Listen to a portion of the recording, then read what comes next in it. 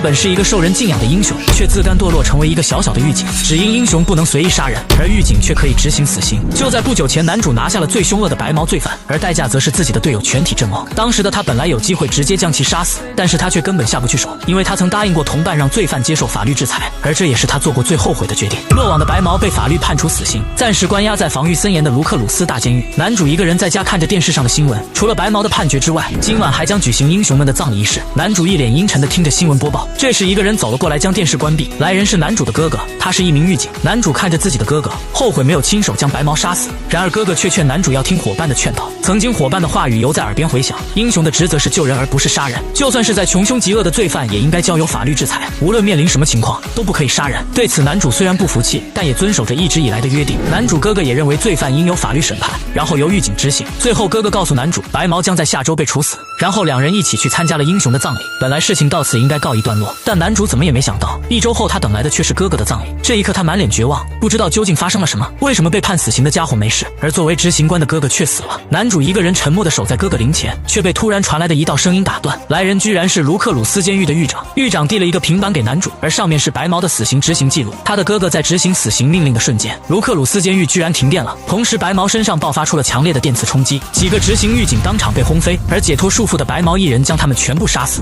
男主难以置信地看着屏幕上的一切，同时监狱长表示现在情况十分糟糕，因为除了白毛之外，监狱里的所有犯人全部被释放出来。不幸中的万幸是监狱及时关闭，阻止了死刑犯的逃跑，但是里面的狱警却没有机会走出来了。此时男主咬牙切齿地询问电磁脉冲是谁的手笔，然而对此监狱长也毫不知情。此次监狱长前来只为一件事，那就是拜托男主镇压卢克鲁斯监狱的暴动。对此男主当然十分乐意效劳，但同时他有一个条件，既然同伴们说英雄的职责是救人，而狱警哥哥说只有法律可以审判人类，只有狱警才可以执行死刑，那么在卢克鲁斯监狱他将不再是英雄，他要成为一名狱警。我是狱警徐江柳，人渣们请多关照。一层的犯人们看着穿着狱警衣服的男主，还没有意识到事情的严重性，以为对方还像以前一样不敢杀人，一个个的争先恐后的冲了上去，结果男主只是一拳挥出，中间直接空出一条道路。此时地下各层的老大们都感觉到了这股不同寻常的气息，白毛更是激动的开怀大笑，你终于来了。男主整理了下衣服，从现在开始执行死刑。对面的死刑犯们一个个的都怒火中烧，明明他们一层的犯人不过是背负几条人命罢了，凭什么就要被杀？这不是不把我们当人？愚蠢的人还在吵闹着找律师，而聪明的人已经准备好越狱。趁着其他人分散男主的注意，绿毛男瞬间闪现到男主身后，本以为自由在望，可他实在是小看了男主。只见男主冷酷的转身一脚踹出，绿毛当场扑哧下线。这一幕直接震惊了所有人，周围瞬间寂静下来。此时男主好心的给出选择，要么滚回去带上项圈，要么死。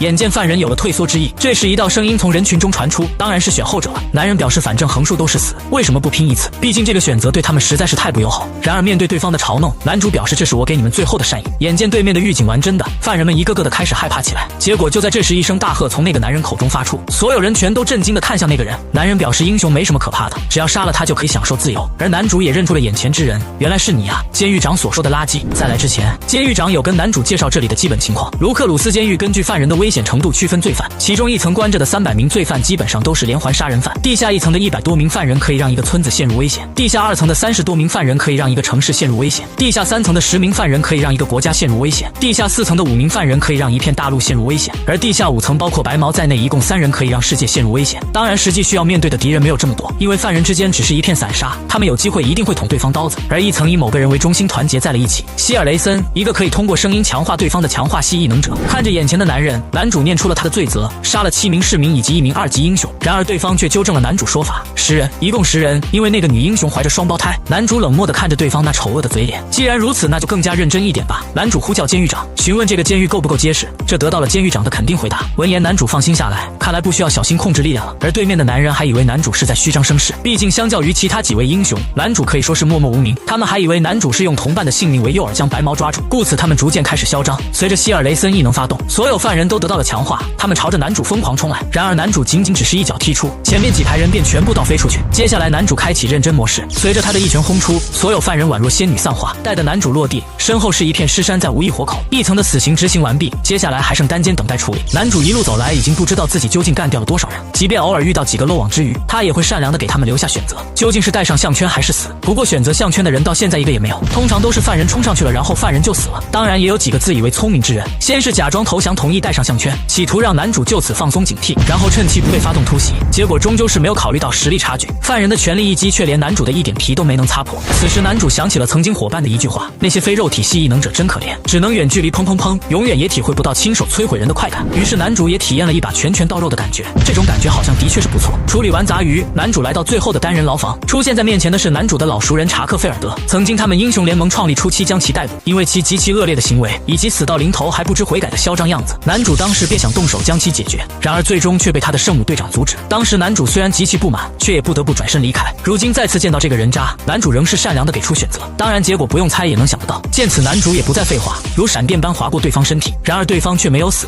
原来之前的身影只是一个幻想。菲尔德开始自述，他之所以喜欢杀人，是希望自己永远停留在那些人的记忆中，哪怕是他们死了也永远无法忘记，因为将自己的身影烙印在他们的双眸中便是他的能力，而且他记得每一个人，可以让他们再次出现。说着他刚想去现出一个受害者，结果胳膊就从身体脱落。男主平静地看着对方，真不愧是能住单间的犯人，这张嘴还真是能说呀。不过你好像没有能力躲开我的攻击。此时菲尔德已经知道自己会死在这，不过死之前他还有一个问题，你还记不记得这一路上你究竟杀了多少人？闻言男主表示自己不需要记住你们这种人渣，然而话音刚落，就见死去的同伴再一次出现在自己眼前。粉毛圣母又一次的开始劝说男主不可以杀人，见此菲尔德以为可以活下去了，却不知这更加勾起了男主怒火，就是所谓的不能杀人，最终害死了自己的哥哥。紧接着男主没有丝毫心软的将他们一分为二。此时男主满脸阴沉，你还有什么没用的吗？菲尔德没想到对方能毫不犹豫的就将曾经同伴的身影砍碎，却只听男主无情的开口，反正就只是幻觉。闻言菲尔德震惊的瞪大双眼，下一刻他便步了后尘，被一分为二。此时男主冷漠的表示自己现在可不是英雄，而是狱警。还剩最后一口气的菲尔德看着对方的背影，你根本就不是狱警，你只是一个单纯的怪物。就在刚刚男主处理完地上一层的渣子们，紧接着监狱长就上前慰问，并询问男主是不是需要休息一下。然而男主表示不需要，让监狱长马上开门。闻言监狱长也不再啰嗦，不过在那之前他还有一件事要拜托男主，希望他可以将下面还活着的狱警带回来。男主想知道每一层还有几人活着，不过对此监狱长也不知道，因为从地下一层开始通讯装置都被破坏，只有第5层还保持完好，就好像里面的人希望有人看见。听完男主让对方把门打开，随着监狱长下令，钢铁大门缓缓朝着两侧开启。这时监狱长提醒男主小心，因为地下一层和一层之间的差距就好像天和地。大门刚打开一人缝隙，男主便严肃起来，因为门的后面早已设好埋伏，他们毫不留情的疯狂攻击，各种异能子弹乱射。见状监狱长大惊失色，大声呼唤着男主。然而就在下一刻，一个犯人瞬间来到他的面前，随后直接掐着他的脖子将其高高举起。你就是这里的监狱长？这可真是太好了，抓到一条大鱼。看着对方婀娜的身姿，男人大方的回头招呼自己狱友，杂修们，这是这里的监狱长，还不快过来排队好好干。此刻的他尽显语文风范，然而等到他看清身后场景，却当场呆愣原地，只因为就在这短短的一瞬间，目之所及一片苍夷。他不敢置信的抬头看去，结果就只见男主此时已经跳到他的头顶。下一刻随着男主一拳猛地挥下，剧烈的冲击直接将监狱长轰飞出去，至于那个男人早已遍地都是。此时男主居高临下的看着倒在地上的监狱长，后面你就别跟过来了，很危险。闻言监狱长结结巴巴的回复知道了。眼见男主即将离开，监狱长再次出声将其叫住，最后他还有一件事要说，被英雄脱媒抓住的父母就在一层单间。闻言男主表示自己知道，随后冷漠的转身离开。此时地下一层单间之中还剩下的犯人全部聚集在此，听着外面不断传出的轰隆巨响，他们祈祷着狱友的成功。当然这份希望很快被无情打破。女人是前任英雄父母，有杀死28名英雄的战绩，她是一点也看不上这些没有脑子的玩意。很快她嚣张的态度惹恼了一个壮汉，你想死吗？然而女人好像听到了什么笑话，一群废物，你们杀死过能力者吗？男人成功被惹怒，他的能力发动，整个人都散发出一种力量感。然而正所谓帅不过3秒，下一秒他便唰的一下被一分为二。此时的女人已经换了一副样子，她的头发及爪子变得锋利无比。她当英雄时解决了很多坏蛋，同时也找到了杀死能力者的方法，而且她还知道男主的异能，因此女人邀请剩下的人合作，她可以将猎杀能力者的方法教给他们。另一边监狱外面的3人组看着男主的表现，小女孩很是中意。明明之前她的选择还是白毛小哥，为了救他甚至使用了电磁冲击。其中一个男人提出质疑，那个人是英雄，对我们没有任何帮助。结果小女孩兴奋地表示那只是以前，至于现在他哪里像英雄了。话虽如此，另外2人表示你只能选一个，毕竟一妻多夫是犯法的。闻言小女孩感觉有些苦恼，这还真是难以抉择。既然这样，那么他们2人最终谁能够活下来，谁就是自己命中注定的对象。我果然是个天才。眼见男主即将杀到，父母开始分享男主情报，因为他也曾是一名经验丰富的英雄。此时紫毛男人斯碧奇提出质质疑，就算知道他的能力又有什么用？毕竟他是1级英雄组成的联盟里的成员，而在这里的人最高不过3级而已。闻言，父母自信一笑，这种事他当然知道。不过自从英雄罗莎成为联盟老大后，他就掀起了英雄改革。第一，他重新定义了英雄，并阻止英雄杀死坏人；第二，他定期让英雄们组队配合训练；最后，他废除了1到5的英雄等级。而父母之所以说这么多，就是因为男主进入联盟之时等级制度已经废除，他没有任何拿得出手的战绩，以至于外界都传他跟罗莎有一腿。话虽如此，但他毕竟可以瞬间解决第1层所有犯人，而在座的各位实力连2级英雄都达不到。不料父母却是咧嘴一笑，1层的都是小喽啰，就算是你们几个人都可以轻松做到，不是吗？在这里随便一个人都背负着几千条人命，完全不是第1层之人可比的。当然，父母强调这些并不是说对方很弱，只是自己知道他的弱点。在几百年前异能者出现后，学者们将其分为3大类：可以强化身体的肉体强化系异能，可以凭空创造物品的创造系异能，以及不在前2者之内的特殊系异能。而父母之所以认为找到了男主的弱点，就是因为他曾看到过男主的训练。他有一个致命的弱点，那就是他根本就不会去躲。于是剩余的犯人全部选择加入对付男主的计划。他们首先分出一部分犯人吸引男主注意，男主见到他们第一件事还是给出选择，带上项圈或是死。然而回应他的却是两边埋伏之人的远程攻击。父母与斯碧奇2人通过脑波通信远程观战，而结果也正如父母所料，男主根本就没有躲开攻击。而他之所以这么做的理由，是因为完全没有必要。所以父母在这次攻击中混入了一些小东西，那是从狱警身上搜集到的异能控制装置。就算是1级英雄，只要带上15个，能力也将被完全封印。而这次为了以防万一，他们准备了30个。计划进行得非常顺利，通过特殊系异能者，所有的装置都戴在了男主身上。见状，犯人们开始狂呼，就差半场开香槟庆祝。但是他们却不知道父母的计划有3个致命错误。第一，就是男主强大的出乎预料，远远超过所谓的1级英雄应有的范畴，控制装置全部被其震碎。见势不妙，父母赶紧下令执行第2计划，将这一层的狱警拿来作为人质。而第2个错误就是男主的能力，既有肉体系又有特殊系，随手一指便是漫天黑闪，犯人直接下线，而狱警毫发无伤，精准控制的可怕。眼见大势已去，楼上活下来的人纷纷希望可以带上项圈以求保命。而第3个错误就是男主不会给他们第2次选择的机会。到此除了后方的2人，这一层其余人死刑执行完毕。此时的斯碧奇已经完全被吓破了胆，于是他愤怒质问一旁的父母，这跟说好的完全不一样啊。男人在一旁逼逼叨叨，父母却在怀疑人生，怎么可能30个都不管用？听着一旁没完没了的吵闹声，父母终于忍不住爆发，他愤怒的直接变身，一爪子送男人上路。什么垃圾东西，居然也敢跟我大吼大叫！发泄一番的他还是没能冷静下来，你既然这么厉害，为什么不在前线战斗？这合理吗？这他妈的根本不合理啊！突然一阵窸窸窣窣的声音从他身后传来，他扭头一看，只见之前一直被他当坐垫的狱警正要悄悄溜走，你这是自寻死路。眼见已经被发现，狱警被吓得眼泪横流，大喊救命。而父母无情地注视着对方，缓缓抬起爪子。然而就在下一刻，他的爪子从身体脱落。父母难以置信地注视着自己的断臂，随后缓缓转头看向身后出现的男主，对于趁机逃走的狱警再无一丝兴趣。此时男主冷漠地看着对方，英雄父母不，死刑犯父母，最后你还有什么要说的吗？而父母一只手捂着自己的断臂，放声狂笑，他妈的，这次真的玩完了。曾经的父母因为妹妹的依赖而感到自豪，但是当他真正成为英雄后，却发现英雄这个行业很病态。有些英雄为了解决恶棍，竟丝毫不顾及平民的安全。于是为了解决这一乱象，罗莎当上联盟老大之后，开始禁止英雄杀人。而父母或许本身性格就有点问题，目睹了无数暴力却又得不到发泄，于是他的性格渐渐扭曲。父母作为英雄继续活动，直到在某一次任务中意外杀死了恶棍。第一次杀人的父母开始有些不适，但是很快他就发现这种感觉是如此的令人着迷。有生以来的他第一次感到陶醉，这一刻他激动的泪流满面，杀人原来这么爽啊！自那以后，父母开启了杀戮模式，而他最喜欢的就是杀死比自己弱的英雄，因为对方那种深感背叛的神情让父母感觉无比痴狂。然而纸终究是包不住火，他身上无法散尽的血腥味终究是引来了妹妹的怀疑。于是妹妹悄悄跟踪出门的姐姐，然后就看到了姐姐不为人知的一面。这一刻他不敢相信的看着眼前一切，而发现妹妹的父母同样有些不知所措。我不是跟你说过晚上不能乱跑吗？眼见事情已经败露，父母直接破罐子破摔，你要一起来吗？闻言妹妹难以置信的瞪大双眼，你在说什么？眼见妹妹不愿意，父母也不强求，既然如此那就自己来吧。然而就在这时，妹妹发出尖叫，不要！随着妹妹话音落下，父母震惊地看向束缚住自己手臂的锁链。这一刻，妹妹脱梅的能力居然觉醒了，而脱梅作为英雄的第一次出手，其目标就是姐姐。从那以后，妹妹脱梅成为了英雄，而姐姐父母则成为了通缉犯。最终犯人父母落入了自己的亲妹妹手中，尽管已经被抓，父母却笑着开口，怎么现在连一声姐姐也不愿意叫了吗？然而脱梅却是一脸冷漠，我没有你这种姐姐，是吗？那还真是遗憾呢。画面一转回到现在，父母自知已无活路，此刻他只想问几个问题。听说以罗莎为首的联盟其他英雄全都死了，而这也得到了男主的肯定回答。随后他问出了最关心的事，也就是说英雄脱梅也死了吗？闻言男主陷入了沉默，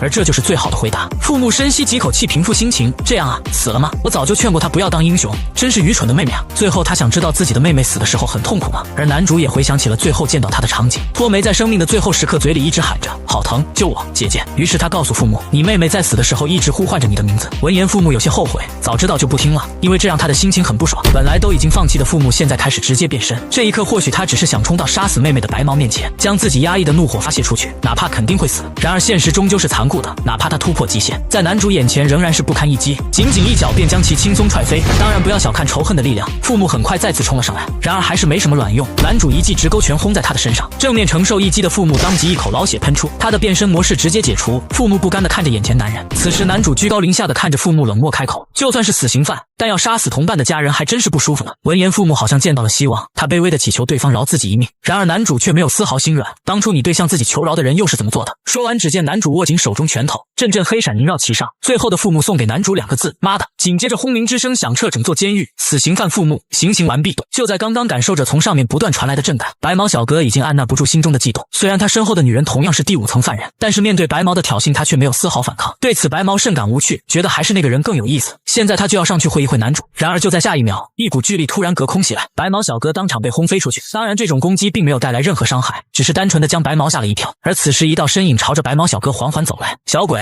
很无聊吗？爷爷来陪你玩吧。感受着眼前之人非同一般的气势，白毛终于来了兴趣，还真是可怕的老爷爷呢。而老爷爷同样一脸的和善。怎么会可怕呢？我可是个喜欢小朋友的善良爷爷啊！此时监控室里的狱警惊慌失措地向狱长汇报，现在地下5层的老人金斯顿和白毛黄胜焕碰面了。看着监控里的一幕，狱长十分满意。正所谓两虎相斗必有一伤，此时监狱长更希望金斯顿能够获胜。虽然他是个同样危险的家伙，他是卢克鲁斯监狱关押的第1个罪犯，也是服刑时间最久的犯人。他跟那些背负无数人命的罪犯有着本质不同，那就是他的一生只杀了3个人，而且他是自首入狱。但是他杀的第1个人就是当时最强的恶人，而剩下2个则是当时最强的英雄。他毫无征兆的突然冒出，杀了当时世上最强的3人，然后感到了无比的空虚，无敌真是寂寞。于是登顶世界之巅的他主动自首了。而当时的政府和英雄协会的关系并不太好，因此他被关在这里整整30年都没有被判处死刑。此时感觉有些麻烦的白毛小哥拒绝和老爷爷玩耍，然而金斯顿老爷爷却非常希望同小哥交流，他让白毛小哥不用害怕，因为他没有杀死幼苗的恶趣味。眼见对方不给面子，白毛也开始认真起来。只见他随手一挥，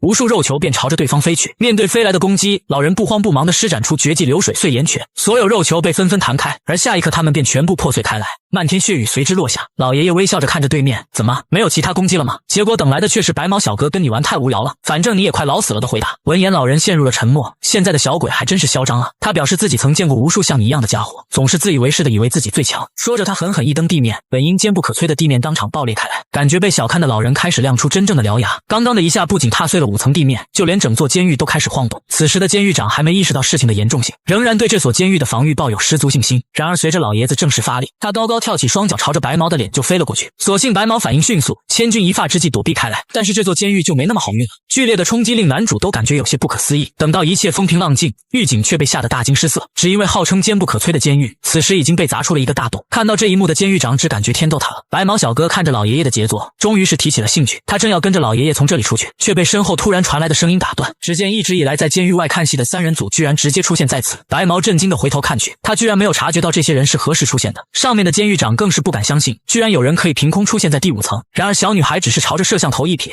各位观众们，出局。下一秒5层所有的监控设备全部熄灭，徒留监狱长不甘的捶桌。妈的！另一边处理完地下1层的男主来到下1层的大门前，他打开通讯让监狱长将门打开，然而却听对面传来让他等等的声音。男主沉默片刻，开始自言自语，难道因为这里是地下，信号有些不太好啊？说完，男主双手插入门缝，下一刻巨大的肛门被缓缓推开，然后男主顺着台阶缓缓朝下走去。这里跟上面2层不同，别说是人，就连尸体都没看到一具，干净的有些让人怀疑。突然一阵惨叫声音传来，男主朝着声音方向一瞥，只见一个女狱警正朝着这里跑来，而她的身后还跟着几只怪物。这时女人发现了前面的男主，她却喊出了男主哥哥的名字。就在女人即将被怪物扑倒之际，男主终于出手，轻松将他们送走。此时获救的女人激动地冲上去一把抱住男主，结果却被男主无情推开。男主看着眼前的女人，解释自己是江浩的弟弟。一听女人就反应了过来，那么你就是英雄徐江柳了。于是他开心地重新打招呼，并进行自我介绍。他笑着伸出一只手，我是你未来的嫂子，请多关照。对面的男主听得一脸的震惊，从没听自己哥哥说过这事。此时地下2层的单间之中，这是属于一对兄妹的地盘，而这一层的所有犯人都被他们做成了傀儡。此时妹妹感受到自己可爱的狗狗刚刚死了，闻言哥哥表示，是吗？那么那个人真该下地狱呢？男主怎么也没想到，自己随便救了一个人，居然就是自己未来的嫂子。更加没想到的是，未来嫂子居然怀有身孕，也就是说自己的大哥终于后继己有人了。反应过来的男主当即就想亲自将嫂子洪智雅送出去，毕竟自己未来的大侄子可千万不能有事。然而智雅却表示她的能力在这里有用，因为这一层单间的两兄妹是传奇英雄马格特的徒弟，而他们可以召唤出恶魔并将人类变成傀儡。现在不仅整层的犯人都已经被控制，其中还包括这一层其他的狱警。如果那对兄妹可以解开能力，那么这些狱警还可以恢复原状，而男主并没有办法将他们区分开来。可智雅的能力却可以通过窥视对方的记忆将狱警找到，当然他让男主放心，他并不会对他使用这一能力。然而男主却还是不想带他，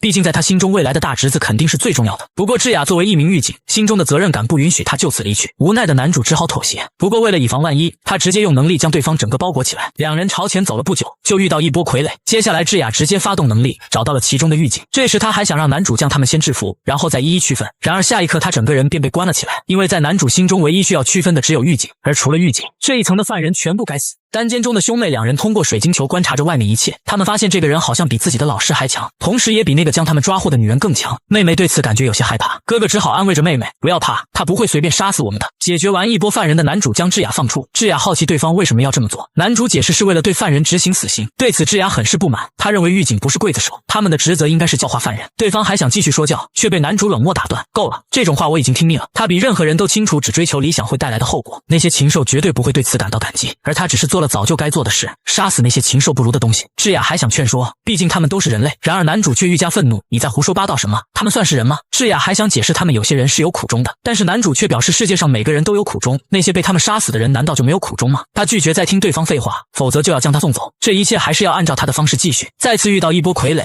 通过智雅区分出哪些是狱警，男主正要对犯人执行死刑，结果此时智雅竟说，如果江浩知道这件事会伤心的。不说还好，这一说男主怒火直接拉满，这一刻的他直接化身怪物，心中积蓄已久的憋闷再也压抑不住，现在的他只想摧毁眼前的一切。终于无尽的愤怒靠着那些人肮脏的血液释放了一小部分，而身处地下5层的三人组小女孩只感觉自己中意的男人越来越帅了。就在刚刚，男主遇到了将人变为傀儡的兄妹二人，善良的男主劝说他们解除自己的能力，这样他可以让他们死得痛快一点。此时妹妹被吓得瑟瑟发抖，而哥哥则问男主能不能放过他们。然而尽管他们看起来一副可怜的样子，男主却没有产生任何同情，因为从地下2层开始，每个人身上都背负无数罪孽，而男主也不会再给他们选择的机会。兄妹两人企图拉一下关系，因为他们的老师是男主的同伴，就算是将他们抓获的罗莎都看在他们老师的面子上没有为难他们。他们表示可以解除能力，只要男主可以放过他们。然而男主却毫不犹豫地拒绝。见势不妙，智雅劝兄妹两人赶紧戴上项圈，但是遭到了他们的拒绝，因为他们觉得自己罪不至死。眼见男主已经准备动手，兄妹两人希望他能给自己一个解释的机会。智雅同样希望男主能跟他们和平沟通，但是男主却拒绝听他们废话，因为无论是怎样的理由，他们害死无数人是不争的事实。随着男主动手，兄妹两人被束缚到空中，男主本想先给他们点教训，让他们解除能力，没想到被抓的他们身上开始散发出光辉。兄妹两人觉着男主不可理喻，根本不是人而是怪物。说完，他们两人瞬间消失，徒留2个倒霉家伙留在原地。原来他们是特殊系能力，对此男主感觉稍稍有些麻烦。而现在的男主很是不爽，不是因为眼前的傀儡，而是他们一个个的居然都说自己是怪物。通过水晶球看着外面的妹妹，被男主吓得流下冷汗。一旁奋力挖墙的哥哥担忧的询问是否需要帮忙，然而妹妹只是让哥哥专心干自己的事，既然正面对抗赢不了，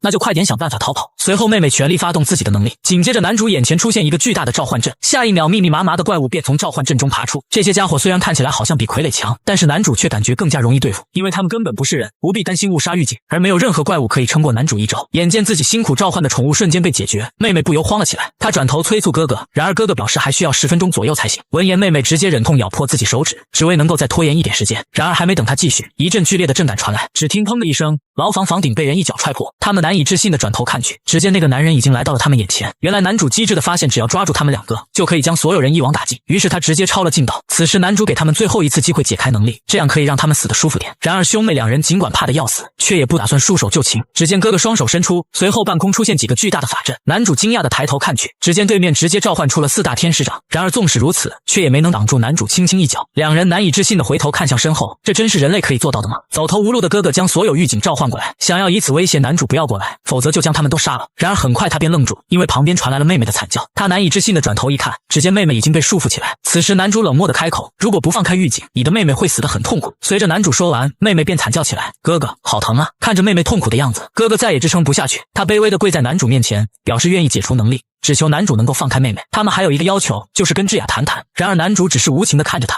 先解除能力再说。最终兄妹两人迫于压力解除了自己的能力，无论是狱警还是犯人全部恢复正常。而犯人还没等反应过来发生什么情况，他们便被男主执行死刑。至于剩余的狱警，男主让他们自己离开。最后男主遵守约定，带他们见智雅一面，不过得换个地方，因为这里实在是不太适合孕妇观看。男主将智雅放出，告诉他那对兄妹死前有话想跟他说。智雅却劝男主能饶他们一命，只要给他们带上控制装置就行。然而男主满脸阴沉地看向他，不要让我再说相同的话。智雅被男主的样子吓到，不敢再多说什么。而兄妹两人只是问智雅一个问题：我们真的犯了那么大的罪吗？我们的罪没这么大吧？你说句话呀。闻言男主让智雅简单说一下，然而看着紧紧相依的两个孩子，智雅却是沉默良久，最终一句话也说不出来。兄妹全都难以置信地看着智雅狱警，对此很不理解，明明他们根本没有任何坏心思。然而男主可不管这些，他已经遵守了约定，接下来开始执行死刑。哥哥抱着痛哭的妹妹，绝望地注视着男主，却没有引来男主的半分同情。他一拳朝着兄妹轰去，剧烈的轰鸣爆发而出。然而挥完这一拳的男主却是变了脸色，因为一个巨大的身影出现在他们身后，将他们牢牢地守护下来。两兄妹震惊地看向那熟悉的身影，老师。而男主同样是一脸震惊。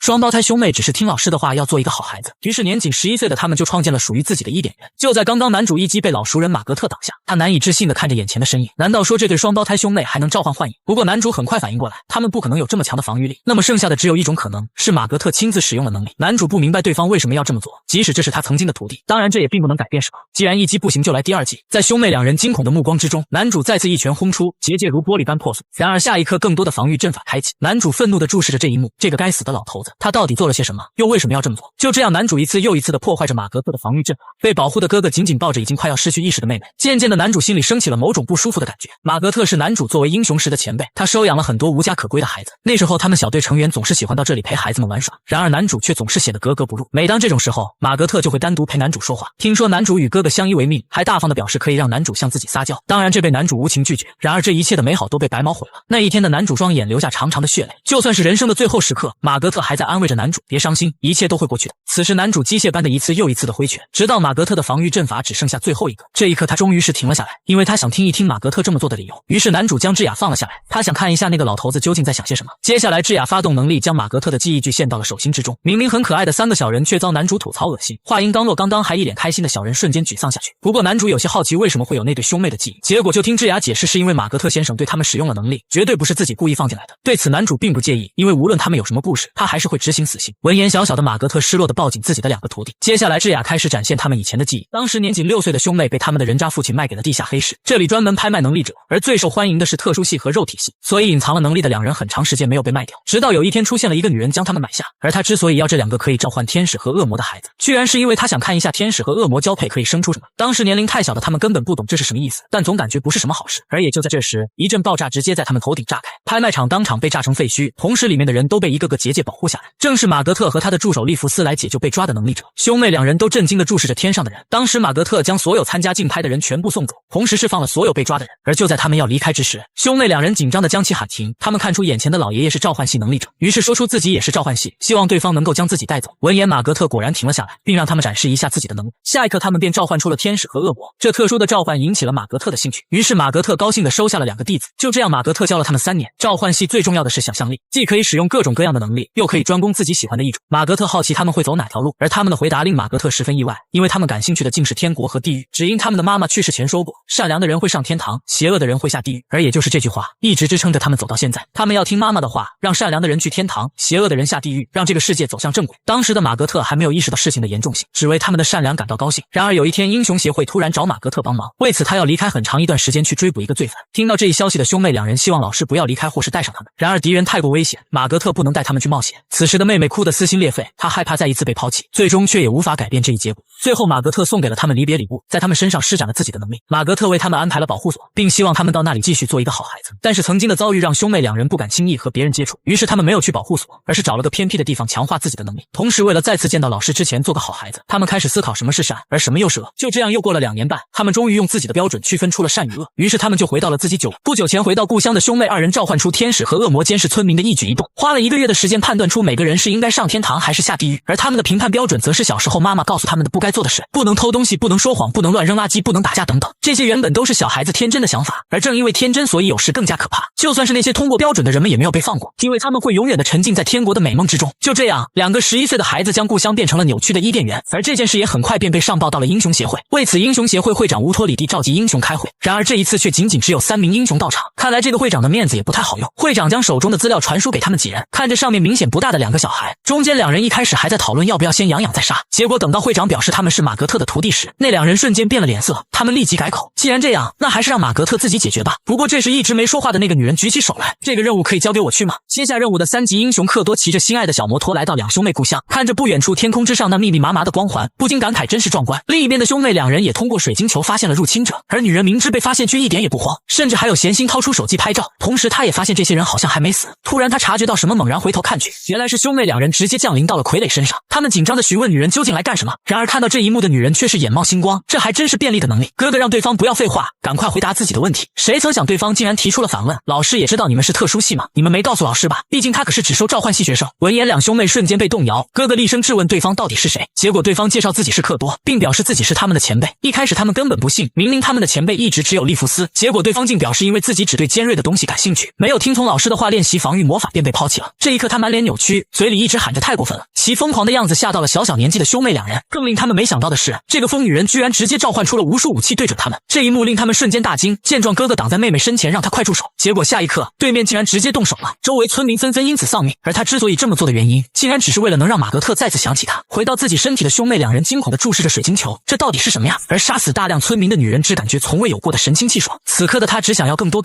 终于她来到兄妹2人身边，却被他们的结界挡下。女人夸奖他们防御学得不错，但是攻击还需要多加练习，说着将身后准备偷袭的傀儡一分为2。她一直希望有一个地方可以全力施展自己的能力，但是如果真的那么做，即使她是一个英雄也会被逮捕。谁曾想现在居然有人为她准备好了舞台，即使他知道那些人还活着。陷入疯狂的女人抬头望天，双手高举，全力发动能力。下一刻，只见一把超巨大的美术刀突破云层从天而降。见状，女人兴奋的忘乎所以，她终于做到了，我从未见过这么大这么酷的东西，而这一切都是多亏了你们2个。说着，女人伸出手就想将所有人解决，她已经得意忘形，完全没有注意到身后传来的危险。下一刻，她便被一张大嘴猛然吞下，徒留一只胳膊伸在外面。哥哥难以置信的瞪大双眼，震惊的看着眼前突然出现的巨大怪物，原来是女人恶魔一般的行为彻底刺激到了一向脆弱的妹妹。这一刻的她双眼不禁流出血泪，整个人陷入黑化，同时能力获得空前提升。哥哥担忧的转头看向自己的妹妹，而恢复过来的妹妹却是满脸泪水。我刚刚是杀了一个人吗？闻言，哥哥紧紧地将她抱住。不，你杀的不是人，是恶魔。可怜的兄妹2人终究还是死了。当马格特回到英雄协会时，已经是1年以后，而这时候兄妹2人已经创造出了更大的伊甸园。看着手中报告的马格特简直不敢相信发生了什么，当即就要赶到他们身边，结果却遭到了会长阻止，只因马格特没有完成他的委托将犯人杀死，反而交给了当地政府。而马格特当然不会就此低头，他一定要过去。当然会长的态度也是十分坚决，只见他一巴掌就拍碎了身前的石桌，而马格特也是丝毫不让，各种阵法环绕左右。眼看大战一触即发，突如其来的一道声音将2人打断。此时仅仅3级的英雄罗莎表示愿意接下这一任务。闻言，会长瞬间同意，并保证完成这一任务他可以升级，但是却遭到了马格特的反对。然而下一刻，罗莎却是来到马格特身前，此时的他只说了一句话：请相信我吧。接受任务的罗莎来到兄妹2人的伊甸园，同时他们也第一时间便注意到了有外来者入侵，于是直接附身到傀儡身上出现在罗莎面前，并质问他是谁，究竟来干什么。罗莎自我介绍是一个英雄，此次是过来接走他们。然而英雄2个字一出，立刻便刺激到了兄妹2人，尤其是妹妹，她当场便召唤出了无数怪物。妹妹愤怒的让对方立即离开，否则就送她下地狱。闻言，罗莎竟温柔的表示没问题，但是我要带你们一起走。话音刚落，妹妹召唤出的怪物便全部在金光中消逝，而罗莎却连动都没动一下。巨大的实力差距让兄妹2人感到绝望。处理完怪物的罗莎来到他们面前，此时她可以感受到他们很善良，因为他们的攻击中没有任何杀意。同时她感到非常的遗憾，如果他们第一次遇到的是善良的英雄，也不至于会走到今天这一步。罗莎告诉他们所做的都是错的，而他们的老师很是伤心。突然听到老师的消息，他们震惊的瞪大双眼，难道说老师回来了，还是说对方在说谎？然而对面的罗莎却是一脸温柔的劝导，解开能力跟我回你们老师身边吧。从对方身上感受到温暖的2人终究是将手搭了上去。这一刻，一大2小3个身影彼此融合在一起，而出来的兄妹2人果然见到了等在此处的老师，他们激动地扑向老师怀抱。这一刻，哥哥哭着向老师坦白他们还有特殊系能力，并向老师道歉，因为他们认为老师只收召唤系徒弟。闻言，马格特却是满脸疑惑，这话他可从未说过，于是询问到底是谁说的。在听到有个叫克多的英雄说是他的徒弟时，马格特当场愣住，他解释自己只有他们和利弗斯3个徒弟，至于那个人他只是指点过他一次而已。这一次愣住的成了兄妹，因为他们长久以来担心了个寂寞。接下来马格特了解了这几年他们为了成为一个善良的孩子而做了怎样的努力，然后请求罗莎将他们交给自己，结果却遭到了对方的拒绝。虽然他们只是孩子，但是法律毕竟是法律，而教化罪人不是英雄该做的事。话虽如此，此时的罗莎却也同样感觉到这个世界存在很多问题，于是他邀请马格特和他一起努力，因为这一刻的他决心要改变这个世界。马格特被他的觉悟打动，同意成为他的伙伴，当然他会用能力保护自己的徒弟，以此保证没人可以杀死他们。接下来他们他们需要做的就是在他们两人成年之前改变这个世界。看完这一段回忆的男主陷入了沉默，因为当初正是罗莎邀请他成为英雄，而罗莎打动他的第一句话就是要不要跟我一起改变世界。此时智雅在一旁劝说男主放过兄妹两人，尽管他承认他们确实有罪，但是他们只是缺少正确的引导。然而此时男主却并不想听他废话，一伸手就将对方困了起来。随后男主便冷漠地走向兄妹两人，见状哥哥紧紧抱住妹妹，大声地祈求男主能放他们一马。结果他们等来的就只有沉默。这一刻他们害怕极了，惊恐地呼喊着自己的老师。而随着男主充满怒意的拳力一击挥下，整座监狱都发生了前所未有的震颤。然而这一拳却没有打在兄妹身上，只是让地面承受了所有。这一刻的男主感觉怒火直烧，当初那个女人明明有改变世界的觉悟，结果却什么也没做到。此外还有眼前的两人，他一时也不知该如何处理。然而这个苦恼很快就没了，因为下一刻兄妹两人就变得四分五裂。突如其来的一幕深深地刺激到了男主，而随着一阵笑声传来，诡异的三人凭空出现在这里。对此男主并没有什么反应，只是呆愣愣地看着漫天的血雨以及兄妹两人飘零的衣物。这一刻空前的绝望感再一次涌上他的心头，果然这就是一个操蛋的世界。而此时病娇女孩走到男主面前，你在烦恼些什么呀，我的老公？女孩第一次主动向对面的男人表白，结果迎来的却是饱含杀意的一拳，只因她刚刚故意杀死了一对未成年兄妹。当然不出意外的这一拳被她的跟班轻松挡下。见状女孩干咳一声，正要继续自我介绍，结果对方居然瞬间突破防御，拳头对着她的脸就打了过来。然而面对这毫不留情的一击，女孩却是一点也不慌，只见她仅只是伸出一只手，随后一个方形结界便将男主一击挡了下来。在男主冷漠的眼神注视下，女孩再一次自我介绍，我是辛卡，特殊系空间操纵者。辛卡与刚刚被他杀死的兄妹两人有着相似的目标，那就是创立一个属于新人类世界的伊甸园。不过不同的是，在这个世界中只有超能力者存在，因为他认为现在的人类正在慢慢退化，按照这个速度下去，迟早会走向灭绝，导致这一切的罪魁祸首既不是恶人也不是英雄，而是那些没有能力却正常活着的普通人。他认为只有优秀的基因才配繁衍后代，但是由于保护普通人，这些优秀的人却大量死亡，导致本该被淘汰的基因却大量繁殖。就像英雄罗莎领导的团队，他们都是如此的优秀，按照自然法则来说，他们应该才是可以活下去的人，然而却为了保护区区普通人，他们全都死了。为了改变这一现状，他们要杀死阻止人类进化的英雄以及所有劣质人类，创建一个只有拥有强大能力的人才能存在的世界。对此老万直呼内行，这样一对比，只想赋予所有人超能力的老万简直就是超级大善人。此时男主感觉自己很累，精神上早已疲惫不堪，他实在是没想到自己在这时居然还会碰到一个疯女人。当然辛卡可不这么觉得，他自认为是这个世界上最理智的人，对此他身后两人深表赞同。此时辛卡邀请男主加入他们组织，到时候他就是夏娃，而男主就是亚当，他们可以一起创造出最优秀的新人类。同时他还好心的解释自己的第一目标其实是白毛小哥，为此他们不惜使用电磁脉冲救了他。不过可惜他现在还是一个未成年，不能担此大任。于是聪明的辛卡想出了一个完美的解决方式，那就是在他成年以前由男主担任亚当，等他成年以后自己再和他一起为人类延续而努力，到时候他选中的两个人也可以放下成见，成为相亲相爱的一家人。说了这么多，辛卡问男主是否听懂，而此时男主只弄明白了一件事，也就是说电磁脉冲攻击的幕后黑手就是你们对吧？见状辛卡一惊，他突然想起一件事，好像对方的大哥就是因为这件事没了，不过他并没有觉得这有什么，因为他可以给他一个新的大家庭。于是他笑着问男主怎么样，决定好了吗？而男主冷漠的回复，决定，我早就做好了呀，我要彻底撕碎你们，将你们挫骨扬灰。其疯狂的样子吓到了辛卡的两个跟班，这看起来感觉有些不太妙啊。不过对此辛卡却一点也不放在心上，毕竟情侣之间吵吵闹闹的不是十分正常吗？这样才能更好的了解彼此啊。就在刚刚男主徒手撕裂了眼前的空间块，然而对此辛卡却是一点也不慌，哪怕是充满杀意的拳头即将打到他的脸上，只见他仅是伸出一只手，下一秒一个空间通道便出现在两人中间，还没反应过来的男主瞬间便被传送到了卢克鲁斯大监狱的外面。回过神来的男主冷漠地朝着身旁一瞥，只见辛卡的身影出现在一旁的半空中，他让男主先在外面冷静一下，说完便消失不见。然而男主只感觉自己现在冷静的可怕，紧接着便宛若流星坠落，随之而来的是整座监狱的剧烈震动。这一刻号称坚不可摧，就连三人组都束手无策的监狱终究是破了一个大洞，而男主也成功的再一次回到原来的地方。对面的辛卡看着男主惊人的表现，不禁哇的一声叫出。然而男主却不想再听任何废话，他毫不迟疑的一拳挥出，结果下一刻对面三人竟直接通过空间转移到另一边。见状男主缠绕着黑闪的一脚再次踢出，但是对方再次消失，无辜的地面承受了所有。等他们再出现时，已经在男主身后。此时的辛卡感觉好像在捉迷藏玩得很开心，见此情形男主也决定稍微认真一下。随着 Mob One 启动，只见此时男主的手变为利爪，辛卡瞪大双眼注视着这一幕，这真是太帅了。然而话音刚落，男主已经无情地朝着他的面门抓了过来，尽管这一次仍然顺利躲了过去，但是再一次出现的辛卡明显有一点慌了。此时他大声喊停，希望男主可以先等一会儿。然而话音未落，男主的爪子就已经来到他的眼前，就算是他可以一次次的空间移动，却也始终摆脱不了男主瞬移般的速度。最后辛卡的空间移动终究是被男主追上，此时的他彻底慌了。然而就在千钧一发之际，长着一双猫眼的凯特却突然跳到了男主身上，此时的他趴在男主身后发出一声可爱的猫叫。见状辛卡瞬间激动起来，你为什么要多管闲事？因为他如果抓到你的话你就死了呀。话音刚落，凯特便被男主狠狠地按在地上摩擦，一下不解恨就接着再来第二下，而剩下的两人却躲在空间里波澜不惊地看着这一幕。等到男主停下手中动作，原地已经连残渣都没剩下，明明已经确认将手中之人解决，然而刚刚那道声音却再次传进男主耳中。只见一个新的凯特出现在辛卡身边，看吧，我就说被他抓住你就会死吧。果然不愧是叫凯特，估计是有9条命。此时他问辛卡小姐接下来怎么做，看着对面男主一副油盐不进的样子，辛卡无奈地叹了口气，真是太遗憾了。此时他的双眼流出长长的泪水，那些基因是如此的珍贵，一定要做到这种程度吗？然而男主却是一点也不为之所动，甚至更加认真了一些。随着 Mode 5启动，男主身边无数电球萦绕，见状辛卡也明白自己即使说再多也是白费，于是他也不再留手，直接施展出多重维度空间。随着10几个新的空间通道出现，下一秒只见每个通道中都有一个身影走出，这一招终极召唤术看得男主都一时愣住。此时一脸委屈的辛卡让男主跟他们打个招呼，并表示从现在开始他们将是掌管人类的新人类。首先走出的就是被马格特追捕几年才拿下的爱德华，他不能接受对方就那么死了，本来这件事应该由他来完成才对。另外地下3层的其他9人也陆续走出，除此之外还有地下4层的5人，以及最后走出的地下5层2人，也就是说除了一脚不知道踹哪里去的老爷爷，还活着的犯人全部聚集在此。再次见到老熟人，白毛小哥上来就高兴地朝着男主打招呼，而看到对方的一瞬间，男主已经爆发出了惊天的杀气，此时的他简直不像是个人类。随着 Mode 0启动，狂暴的气势直冲天际，看着对方怪物般的身姿，白毛此刻同样兴奋起来。面对冲来的男主，他非但没有丝毫惊慌，而且还愉悦地张开双臂，那么就让我们再一次一起快乐地玩耍吧。就在刚刚，男主与白毛小哥进行了冰与火的碰撞，剧烈的轰鸣声响彻整座监狱。见势不妙的狱警赶忙劝狱长撤退，而此时的狱长早已被吓得乱了分寸，他没想到事情会变成这个样子。第一次交手的两人居然未分胜负，白毛小哥属实是牛逼，两人野蛮的战斗方式看得一旁的犯人叹为观止。这座监狱地下3、4层的犯人都是被罗莎带领的小队捕获，可是他们从来没有看过男主的这种战斗模式，而现在他们终于理解了一直以来罗莎那个圣母阻止男主打架的原因，因为所有看到他这副样子的人都有一种感觉，死亡，这就是死亡出现时该有的样子。这种感觉是如此的令人着迷，有些人为之产生敬畏，而有些人则生出嫉妒。那到底是一种怎样的能力？至于辛卡则是满脸悲伤，你们为什么不能好好相处啊？只有白毛小哥是满脸的幸福，他终于找到了同类。看着眼前怪物般的男人，白毛小哥十分好奇对方为什么之前打他的时候没有展现这种状态，可男主却一点也不想废话，充满杀意的一拳直接朝着对方脑袋轰去。而面对如此强力一击，白毛小哥却是咧嘴一笑，你是不是还有更多能力？话音刚落，无数攻击凭空落在男主身上，男主当场倒飞出去。第一波交手，男主略占下风，当然对普通人来说的致命伤，对男主来说跟挠痒痒差不多。站稳的男主再一次朝着对面冲了上去，然而他的拳头却在白毛小哥身前停住，仿佛有一层透明的薄膜将他牢牢挡下。原来是白毛小哥提前压缩了自己身前的空间，然后随着轰的一声巨响，男主再一次被轰飞。小哥的表现直接刷新了观众席上犯人的认知，他还这么小，如果长大了会变成什么样的怪物啊？虽然连续2次占据上风，可白毛小哥明白这种程度的攻击不可能打倒对方。果然下一刻他便被一拳狠狠地打在脸上，这充满力量的一拳令白毛小哥当场一口老血喷出，然而男主却不会有丝毫怜悯，再次一拳狠狠打在对方的肚子上。这一次伴随着巨大的轰鸣声，被轰飞的成了白毛小哥。看着下面2人的争锋，上面2个罪犯不禁感慨这还真是2个怪物。殊不知男主最讨厌别人说他是怪物，于是下一刻2人还没反应过来，脑袋便搬了家。接下来轮到了被马格特花了几年才抓到的爱德华，然而爱德华居然用出了马格特的防御魔法，原来他可以偷取别人的能力。这还不算完，这家伙居然还胆敢故意挑衅男主，看到昔日队友的魔法后有没有感到怀念？然而下一秒男主只是稍稍一用力，结界便破碎开来。看着近在眼前的利爪，爱德华的心中只感觉充满了嫉妒，为什么拥有这种力量的不是我？眼看爱德华即将下线，地下4层的西罗突然一脚将男主踹飞，男主当然毫发无伤，不过此时的他愈发像一个怪物。就在此时，白毛小哥却出声让几人住手，因为他更想让男主陪自己一起玩耍。然而看着眼前怪物般的男主，他却感觉对方仍然在隐藏着力量，于是他合理的怀疑以前的男主被英雄的身份束缚，而现在的男主同样被狱警的身份所束缚。这种事情怎么可以允许？白毛小哥要为他们2个创造一个毫无拘束的游乐场。而随着白毛小哥手掌一握，他的能力发动，下一秒在众人惊恐的注视下，整座监狱开始震动，然后这座号称坚不可摧的牢笼由内而外的开始崩塌。而白毛小哥之所以这么做，就是想让男主彻底解除束缚，然后2人来一场酣畅淋漓的战斗。原来白毛小哥手里一直捧着的就是男主的哥哥。得知真相的那一刻，男主的理智彻底崩溃。就在刚刚，白毛小哥用能力直接破坏了曾经号称坚不可摧的卢克鲁斯大监狱，这一幕直接震惊的监狱长开始怀疑人生，而他们眼看就要被活埋在此。千钧一发之际，一道道暗红色血影突然出现，将包括狱长在内所有还活着的狱警牢牢保护起来。下一刻，他们便纷纷化为一颗颗血红的流星飞向天际。白毛小哥看着自己的杰作，正感慨这地方还真是挺坚固的，一看就没偷工减料。结果再回神，男主已经握紧拳头冲了过来。然而就在下一秒，一个空间通道突然出现在白毛小哥身前，男主当场被传送到不知何处。原来是刚刚白毛小哥动用能力，导致这里灰尘太多，所以辛卡想换个地方。然而就在这时，地下4层的塔西却突然捡起一块石头开始发动能力。辛卡惊讶地注视着这一幕，不知道对方究竟想干什么。结果就见刚刚的石头在对方手中已经变成了一把锋利无比的利刃，然后塔西拿着刀朝着肛门就是一砍，这一下竟直接砍出了空间裂缝，肛门当场变得四分五裂。见状，辛卡吃惊的瞪大双眼，哇的一声惊叹出声。然而下一秒他就直接打开了个传送门让大家集合，还好奇的询问对方为什么要浪费力气。辛卡的两个跟班看傻子一样看着对方，此时无声胜有声。另一边，当男主回过神来时，已经到了人来人往的大街上，看着突然出现的怪人，人们纷纷驻足观看，好奇那究竟是什么。就在下一秒，男主身下再一次出现一个空间通道，刚刚出现的男主瞬间消失，这一幕直接惊呆了路人。而等男主再次现身时，他的头顶正悬浮着一颗巨大的地爆天星，毫无疑问，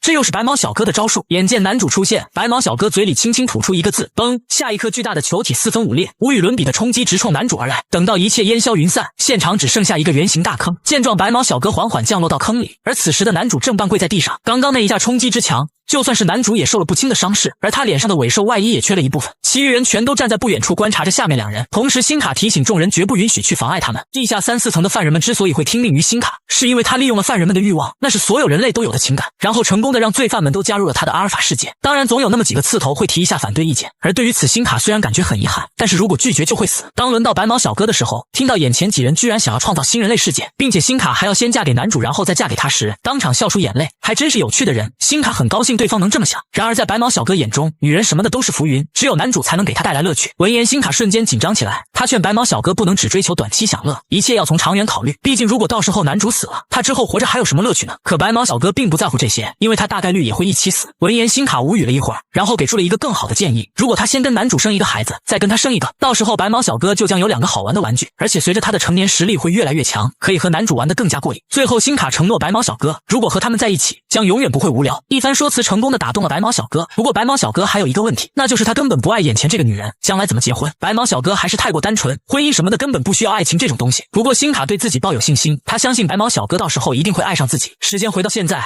男主一拳再一次狠狠地打在白毛小哥肚子上，白毛小哥当场被轰飞出去，一口老血忍不住从口中喷出。不过他的身体硬得很，受此重击也只能算是轻伤。他擦了擦自己嘴角的血迹，感觉一只手还是有点勉强。同时他想听男主说些什么，难道说要一直沉默下去，还是说这种状态说不了话？为了给男主再来一点小小的刺激，白毛小哥举起手中的肉球，你知道这是什么吗？这是你的哥哥。话音刚落，男主的怒气值已经突破天际，名为理智的那根弦彻底崩断，他的眼里直接流出血泪，宛若受伤的猛兽般嘶吼着冲了上去。而白毛小哥则是一伸手，便见地面无数碎石飞起，然后化作一道道利刃指向男主。不过男主对此却是毫不在乎，随手一拳挥出便将碎石轰飞。然而就在下一刻，男主的拳头却是硬生生的停下，只因为他的哥哥正静静的悬浮在他的面前。而就是这一愣神的功夫，男主再次被轰飞出去。白毛小哥接过肉球，开始哈哈大笑起来。你看起来好像是不能攻击这个，是吧？我突然想到了一个好主意，如果我把它吃了，你是不是就不能攻击我了呀？但是他有点太大了，一口吃不下，我再把它压缩一点。话音刚落，还没等行动，白毛小哥便被男主一脚狠狠地踹在胸口，白毛小哥又是一口老血喷出，紧接着又被男主一拳重重地打在脸上，一下不够就再来一下，剧烈的轰鸣响彻天地。看戏的犯人还在淡定地看着，反正被打的不是他们。不过白毛小哥也不会就此屈服，他一把抓住男主掐着他脖子的手臂，然后随着一阵白光闪过，白毛小哥能力发动，紧接着就是一道白色光束冲天而起。这震撼的场景看呆了众人，辛卡感觉这一幕是如此的美丽，如果他们两人能够和好就好了。可惜他的一个小跟班感觉这绝对不可能，另一个也表示赞同。另外他们感觉这场战斗很快就要结束了。白毛小哥的这一招果然厉害，男主的能量外衣直接被轰散。当然白毛小哥也不好受，现在的他已经站不起来了。此时的男主颤抖着身体缓缓起身，下一刻白毛小哥便震惊的瞪大双眼，只见男主周围无数暗红色的血影宛若活过来一样四处蜿蜒，外面的犯人也全都是难以置信的看着眼前一幕。那是什么？一道道的血色暗影交织成一座血色天幕，将两人牢牢的关在里面。见状白毛小哥开始疯狂大笑，你究竟还有多少技能？真是深不可测的男人。不过此时的白毛小哥更加好奇男主杀人的感觉怎么样，毕竟人类是如此的脆弱，稍微一碰就会消失，